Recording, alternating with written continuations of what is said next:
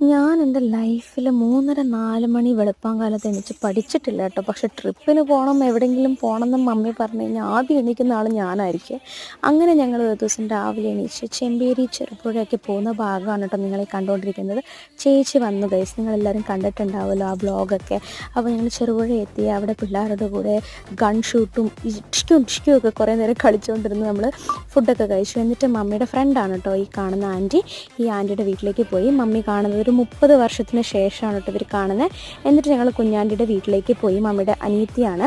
അവിടെ നമ്മൾ കുറേ ഫുഡൊക്കെ കഴിച്ചു. കപ്പ, ചോറ്, കുറേ കറികളൊക്കെ കഴിച്ചിട്ട് അവിടുത്തെ ലൂർദ് മാതാ പള്ളിയിൽ പോയി. അത് ബസിലിക്ക പള്ളിയായിട്ട് ഒരു 3-4 മാസമേ ആയിട്ടുണ്ടായിരുന്നുള്ളൂ. അത് കഴിഞ്ഞ് ഞങ്ങൾ വീണ്ടും തിരിച്ച് വീട്ടിലേക്ക് യാത്ര തിരിക്കുകയാണ് ഗൈസ്. അടിപൊളിയായിരുന്നു. കുറേ ചളിയും കുറേ തമാശകളൊക്കെ പറഞ്ഞ് ഞങ്ങൾ നന്നായിട്ട് എൻജോയ് ചെയ്തു. പാട്ടൊക്കെ പാടി എൻജോയ് ചെയ്തു. എന്നിട്ടും വീണ്ടും ഞങ്ങൾ കുറേ ചാറ്റ്സൊക്കെ കഴിച്ചു ഈവനിങ്. എന്നിട്ട്